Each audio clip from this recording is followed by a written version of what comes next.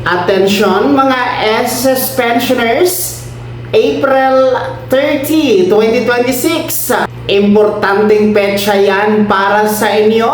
Mahalagang bagay mangyayari. Pag-uusapan natin mamaya-maya. Hello mga ka-vlogs! Welcome dito sa aking YouTube channel. Magandang araw po sa lahat ng mga manonood. Saan po kayong dako sa mundo? Kumusta mga ka-vlogs? Well, eto, makinig kayo ha mga pensyonado ng SSS dahil ngayong April 30, 2026, araw po yan ng Webes, importanteng bagay mangyayari na dapat alam nyo para pensyon mapanatili na matatanggap buwan-buwan. Well, ano nga ba ang importanteng bagay na magaganap sa petsang April 30, 2026? Yan po ay deadline. Huling araw po para mag-comply kayo ng Annual Confirmation of Pensioners or SSS ACOP. Para po kasi itong ACOP ay nire-required ni SSS sa mga pensionado na merong edad na 80 pataas, no? 80 years old pataas ang kailangan magpa-ACOP every birth month. Kaya naman, sa buwan ito ng Abril, kung kayo po ay magdiriwang ng birthday, no? Mag-birthday kayo sa buwan ng Abril, ano po ang petsa? Ano man ang petsa from April 1 hanggang April 30 at ang edad nyo po ay 80 pataas, kayo ay required na mag-comply ng ACOP. Ayon po yan sa circular number ni SSS 2023-013, yung may subject na revised guidelines for Annual Confirmation of Pensioners or SSS ACOP. So, mahaba-haba pa ang panahon mga vlogs. Kasi today is April 8 pa tayo. So, marami pang araw ang nalalabi, no? Bago mag-April 30, agahan nyo na. Huwag nyo nang paabutin sa April 30, no? I-comply nyo na ang inyong Annual Confirmation of Pensioners or SSS ACOP. Well, paano nga ba mag-comply ng ACOP? Una po, meron tayong walk-in na proseso. Ibig sabihin ng walk-in, kayo po ang pupunta sa pinakamalapit na branch ng SSS sa inyong lugar. So, mag-fill up kayo doon ng ACOP na form.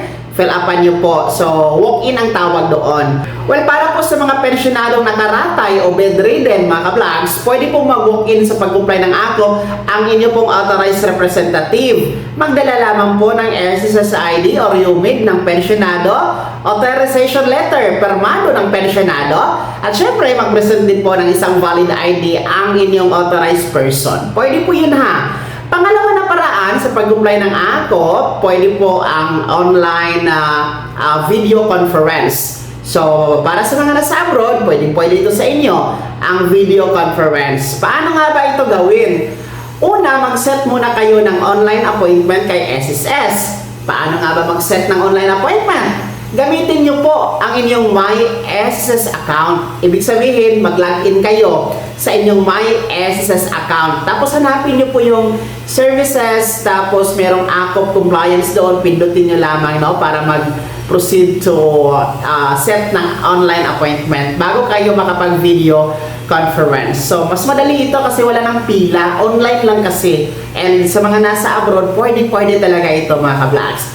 Pangatlo, meron tayong bago na pamamaraan sa pag-comply ng ACOP. Ayon po sa anunsyo ng SSS, pwede na po mag-comply ng ACOP via o sa pamamagitan po ng facial authentication. So, ang facial authentication ACOP compliance ay scan po yung mukha ninyo. Paano nga ba ito mangyayari? Punta kayo sa website ni SSS, ang www.sss.gov.ph. Tapos, i-click nyo po yung ACOP compliance icon and then merong step-by-step process. Sundan nyo lamang yun hanggang matapos po ang inyong ACOP compliance via facial authentication. So, pwede po yun mga ka-vlogs. So, ayun po ang mga pamamaraan. Maraming pamamaraan. Tatlo po yun mga ka-vlogs. Nasa inyo na po kung alin ang mas magaan, mas mabilis, at mas komportable kayo doon sa tatlong pamamaraan sa pag-comply ng ACOP. Kayo na po ang bahalang mamili. At least, binigyan tayo ni SSS ng maraming option para talaga hindi makaligtaan ng ACOP. Ano po ba ang consequence? So, ano ang mangyayari kapag nakaligtaan ang pagpapa-ACOP every birth month ng ating mga 80 years old pataas na pensyonado?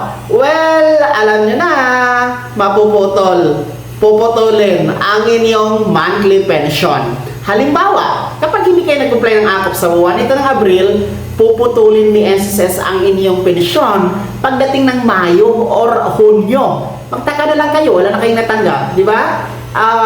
Yan naman po ay mababalik sa inyo kapag nagpapaakop kayo. So balik talaga tayo sa akop. Ganun siya kahalaga mga ka-vlogs. Kaya huwag talagang kaligtaan ang pagpapaakop. At take note ha, hindi agad-agad maibalik ang inyong pensyon once naputol ang inyong pensyon dahil sa hindi pag-comply ng akop. Mag-antay kayo ng maximum 3 months. Ganun siya ka-hassle. Kaya huwag niyong paabutin talaga na maputulan kayo ng pensyon gawa ng hindi pagpapaakop. So, reminder po yan. Marami pang araw. Ulitin ko. Ngayon ay April 8 pa tayo. Malayo pa ang April 30 na deadline. Ngayon pa lang agahan nyo na pwede na po kayo mag-advance sa mga ka-vlogs. So, ulitin ko. Importanteng petsa po ang April 30, 2026. Araw po yan ng Webes, kung saan deadline po yan o huling araw sa pag-comply ng Annual Confirmation of Pensioners or SSS ACOP para sa mga merong edad na 80 pataas at birth month o magdiriwang ng kaarawan itong buwan ng Abril, mga ka-vlogs. Please comply your ACOP. Kaya naman, sino sa inyo dito ang mga magbe-birthday sa buwan ito ng Abril? Uy, happy birthday sa inyong lahat! Sana marami pang taon ang darating sa inyo at syempre malusog na pangangatawan, no? At malinaw na kaisipan. Yun pong mahalaga na yung mga ka-vlogs. And of course, financial stability mga ka-vlogs, no? At sana talaga maging masagana ang inyong taon na darating pa mga ka-vlogs. So happy birthday mga April 2026 birthday celebrant mga ka-vlogs. Kaya naman ano po yung comment at reaction sa balitang ito? Sino sa inyo dito mga nakapag-akop na? Meron na ba? Para ngayong buwan ng Abril, ibahagi niyo po sa comment section na nasa baba. Pakilakip ng buong pangalan at kung taga saan kayo. Kung bago ka pa lang sa aking channel o di kaya di ka pa nakasubscribe, i-click niyo muna ang subscribe button na nasa baba. Huwag kalimutan na pindutin ang notification bell. Ilagay sa all para una ka sa mga balitang i-upload ko. Maraming salamat. God bless! Mag-ingat mga ka-vlogs!